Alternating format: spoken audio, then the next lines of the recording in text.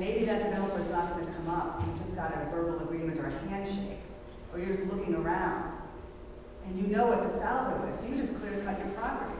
2 years later, you get a sketch then plan. you're not impeding personal property rights. You know, in other words, if the developer has not handed in the. So what I'm saying is that's a workaround. We need to have something on our books that cannot be gone around. Well, it would So be whether better than it's what what we we have have now, or, I mean, I think there's one ordinance, you may be familiar with this, Warren, where it says within 5 years, if you develop a property within 5 years of clear cutting, you can't do that. So it goes around homeowners knowing they want to do that, and then clear cutting in advance, and then getting around the ordinance. So it's a little more complicated than that, because we have to think, you know, what is a developer going to do to get around it? And there's a lot of things they can do. Well, you could put a time limit on it. And I think, you know, anything is better than what we have right, now. and I think the EAC looked at some ordinances that try to close all those loopholes. So there's samples out there, we don't have to reinvent the wheel. Right, I believe our solicitor felt he had something in mind. That's what I was That's thinking, the that you start. had like a 1 or 2 sentence thing that you could add, at least that was my recollection. Right. And it was something about that once a plan is submitted, then, you know, the conditions of our salary will apply. But there are legitimate concerns. I've thought about this probably a year ago, not in terms of logging, but in terms of stormwater design. And there are some things that you could put into effect, but you would probably end up shooting yourself in the foot. So you do have to think about, you know, what you put out there in terms of ordinances and what kind of unintended consequences could happen. Exactly. As Marla suggested. I think what you're hearing from us is that, or at least from the majority of what I'm hearing, is that we would like to focus on changes to the SALDO, to address this. And then, once that's done, and we see where we're at, then it would be time to consider, you know, whether there's anything more that has to be done after that. Is that fair? Is that what I heard you all say? But I don't think that stops if the EAC so chooses. It doesn't stop them from exploring an ordinance regarding this in their free time. That's, Save time. that's fine. I think I'm not going to reiterate. I think I laid out my concerns at the workshop meeting, just so everybody knows. We doubt that I don't think I'm alone in having those concerns. So just to be fair to everybody, and it's been Well, again, let's see what a proposal is before we litigated it last time, we can't prejudge anything that comes forward the board has to approve, so my recommendation is. No, we don't have to approve. Anything that comes forward, we don't have to approve. Well, it has to be approved to go forward. Well, So what I'm saying is, let's not pre-litigate anything that we haven't seen yet, let's see what is gonna happen, and then we can have that conversation. I don't think it's right to have the conversation in advance of seeing what the proposal is. The only caution I would throw out there is what was mentioned before, is we don't want this loophole sitting out there for a protracted period of time. Even if we have something that doesn't dot all the i's and cross all the t's, that would be better than having what we know exists now that's flawed. Okay, so if they want to go and do further work beyond a certain point, I think it's important that we get something on the books sooner than later. That's all I'm saying. But that's why we're moving the landscaping ordinance now as opposed to waiting for anything. We want to make sure that's out. Okay, thank you, Linda, for your report. Sorry, I missed the reorganization. Comprehensive plan meeting, I guess I can speak to that since I'm the co-chair. We met in February, and the topic of discussion was a continuation of infrastructure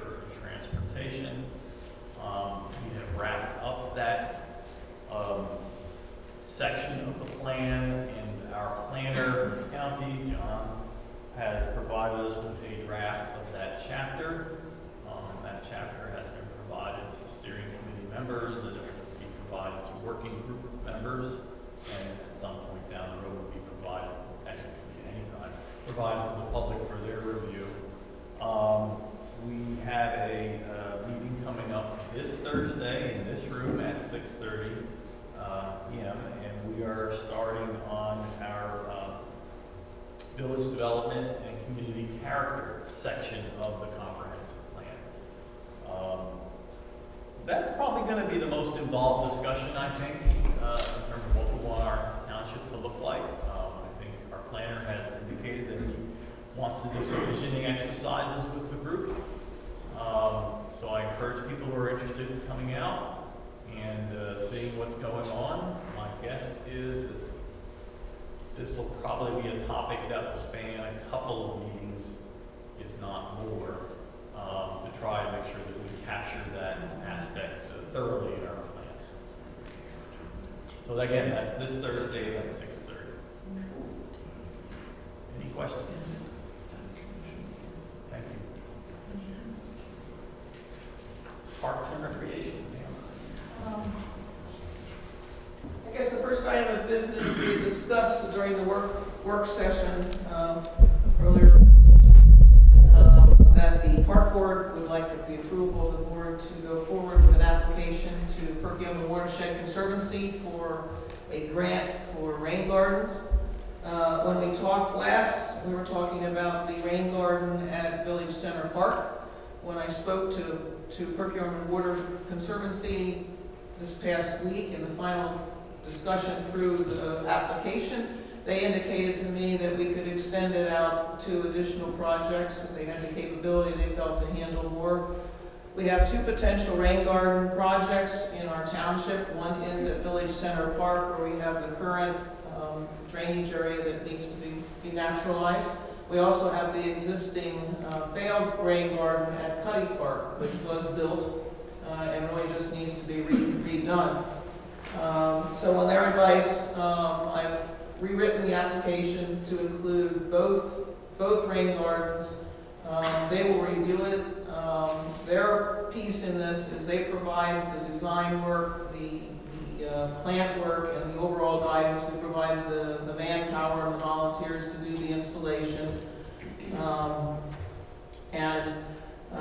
The total cost that we'll be going for both these rain gardens is close to the $5,000 limit. On the maximum on it, it's $4,575.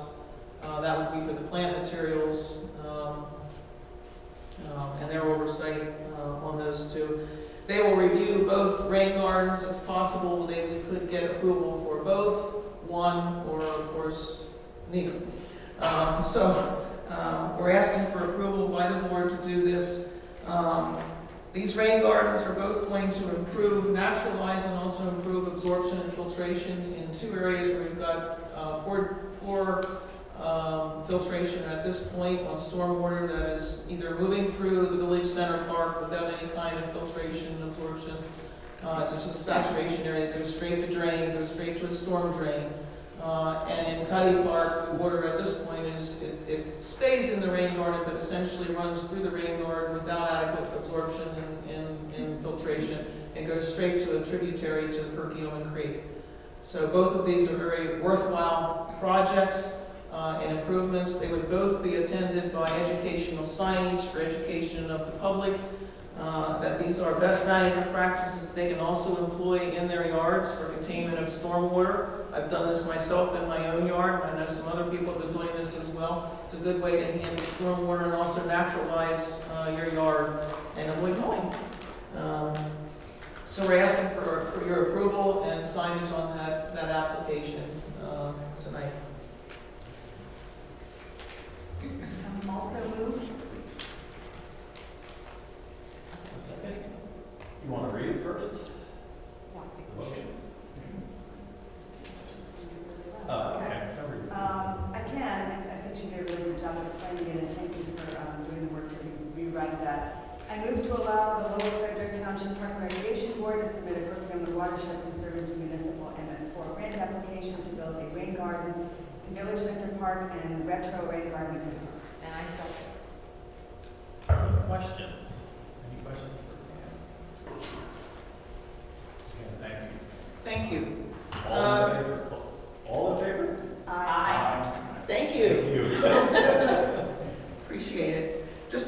review for park board overview. We have 2 upcoming events.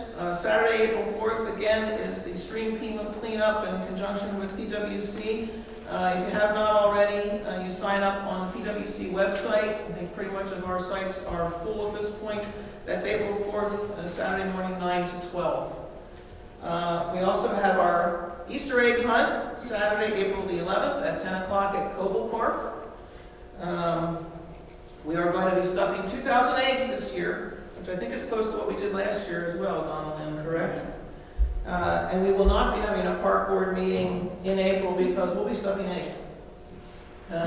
Just so you know. Our fundraising donation request letters have gone out to Lower Frederick Township businesses, and we are starting to receive some checks back.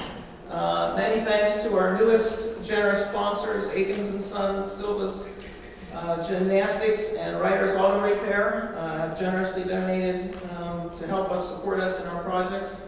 And also State of Mind Printing, which has generously volunteered to donate our sponsor banner.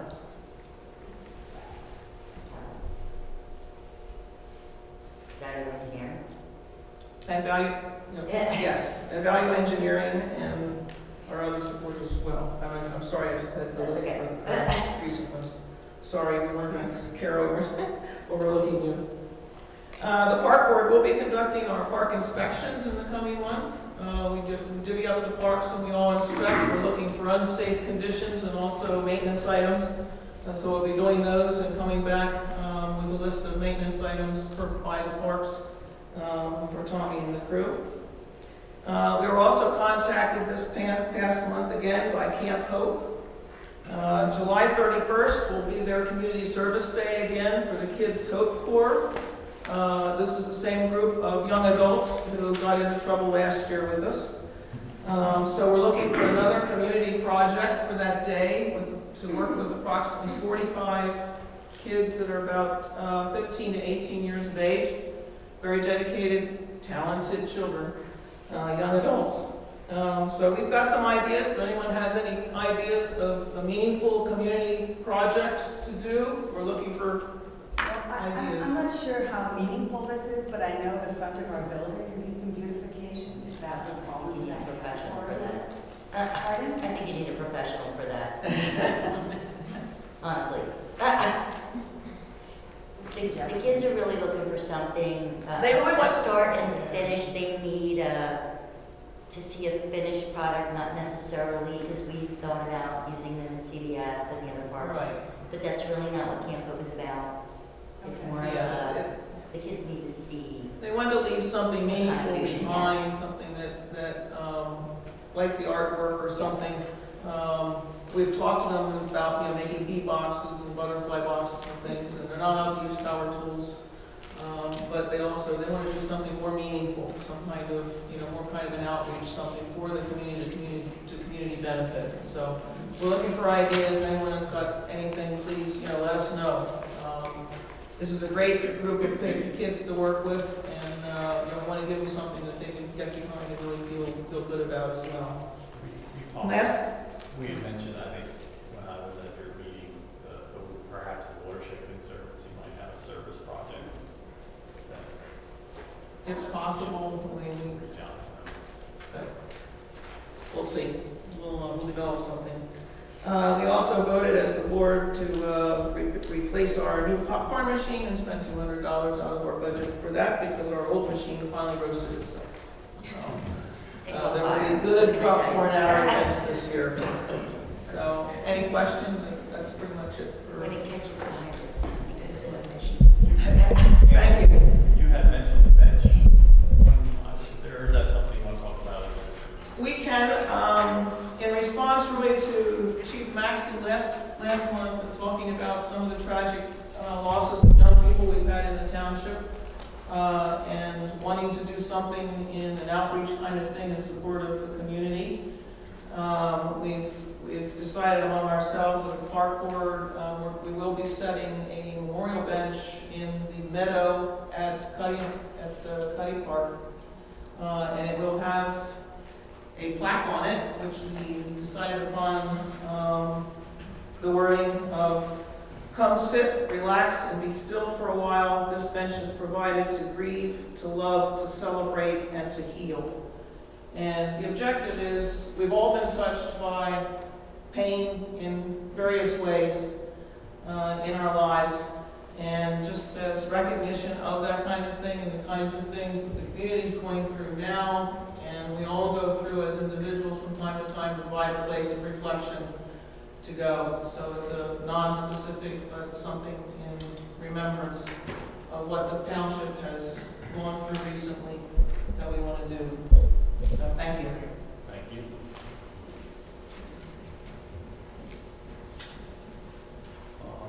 Environment Advisory Council.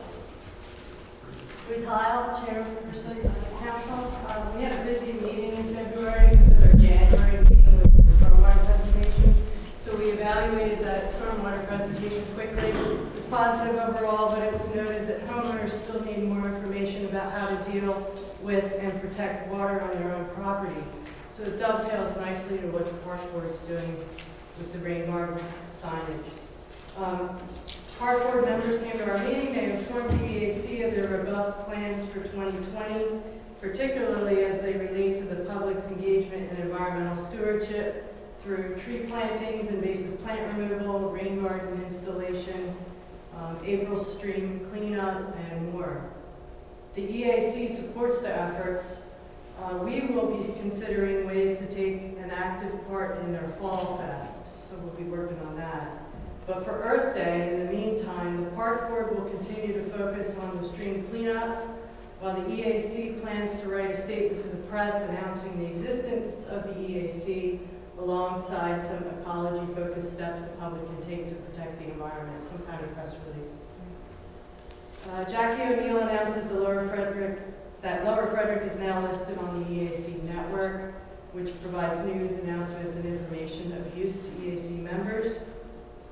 And then the topic we already kind of started. The EAC voted to request supervisor support to move forward with discussions concerning two critical issues it has identified, both of which are ordinance related. We did so as we were asking support to avoid wasting our time discussing action that the board would ultimately be unwilling to entertain. We weren't trying to start the debate at the Board of Supervisors workshop meeting. We were just asking for support so that we could continue that debate. The first was a logging tree protection standards ordinance. It was brought up at the workshop, as we know. However, confusion remains about our directive now. Now, thank you for that. There's a little more direction. Some of the misunderstanding was related to the fact that it was extremely difficult to hear at that meeting. And it was hard to know what the board said with clarity, so please note that. I will be asking the council to document in writing the background and the problem to clear things up, because there's more to this than just what we've discussed already. So I'm hearing that it's okay that we spend time on this, so we will at least come up with some kind of documentation, just make it clear what the issues are that we have identified with tree protection and logging and salvo, however you come at it, but at least so that you have the benefit of knowing what our case is. The second relates to ways in which installation of sump pumps, particularly in new developments, can fuel additional stormwater. Documentation of that issue is here. I don't know if you've got Yes, we did. that. You did. Okay. Thank you for putting it together. It was, concise and it was. And we have to thank Jackie again for her talents on that. So we'd like to develop something similar for the tree care standards. And we'll be working on that in the next month. The EAC had no comments related to the road subdivision plan, other than it would like to have an opportunity to walk the property if and when the township accepts such an invitation from the property owner's representative, because it did come up that he had said a couple times at the planning commission meeting, come see the property. If you do walk the property, a member of the EAC would very much like to be on that walk. And then a member of public asked the EAC to look into what can be done concerning unaddressed drainage concerns around roads slated to be paved in 2020. So it's just a note that came up. We haven't done anything about it. And then there remains one vacant seat on the council. And that's it. Any questions? Any questions for Ruth?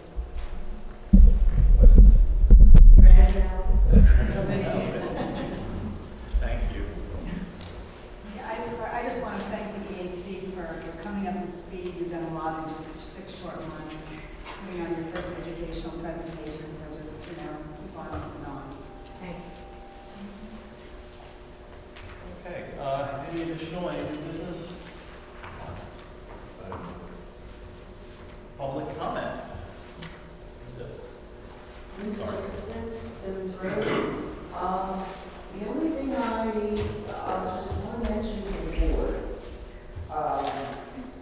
due to the most recent economic climate, interest rates have dropped substantially. And perhaps, since I know that our sewer fund is challenged, and with the refinancing of the former administration, that actually added, it increased our interest rate from fixed 2.48 to 3.25 or to 3.5. As of today, previously, our original financing with Fulton Bank at 2.48% fixed until 2023 was based on the 10-year T-note, Treasury note, and the LIBOR rate combined. As of today, well, as of yesterday, really, the T-note, 10-year T-note dropped to historic lows. At one point, it was trading at 3%. I believe it's at 5% today. And the LIBOR rate is down to under a percentage out of the 12-month US dollar LIBOR rate as 3.9 is down to 0.74350%. You add the two of them together, you get 1.25% interest rate. So if we could cut, and again, I'm sure it's going to fluctuate between like 1.25 up to maybe 1.5, 2%.